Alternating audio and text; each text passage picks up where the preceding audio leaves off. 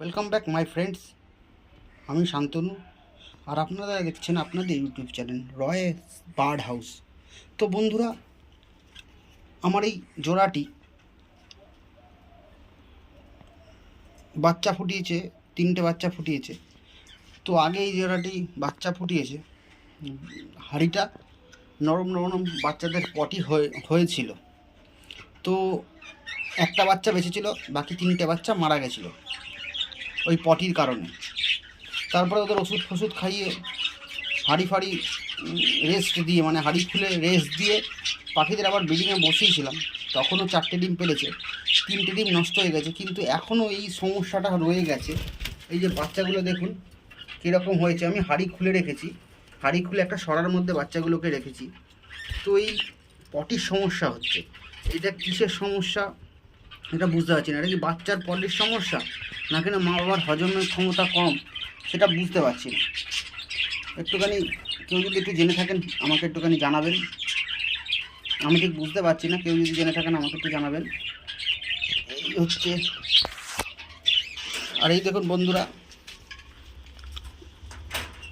এখানে কতগুলো আছে দেখুন। দুটো ছোট আছে, এই একটা সামনে আসছে, এটা ছোট, আর এখানে একটা বসে রয়েছে, এটা ছোট।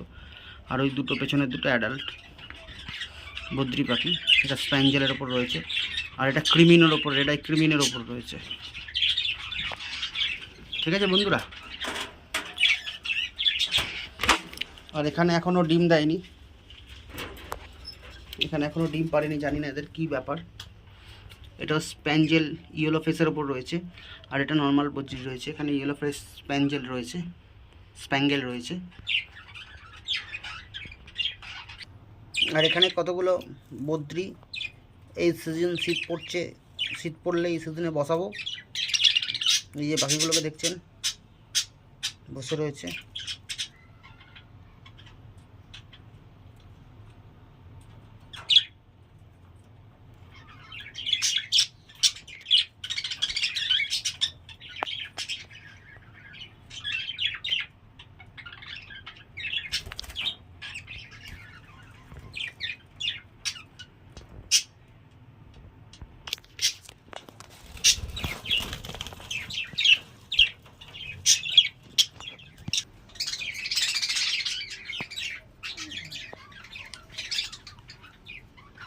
ওদিকে দেখুন ককটেল দুটো আছে, সামনে একটা ফিমেল, পেছনে একটা মেল।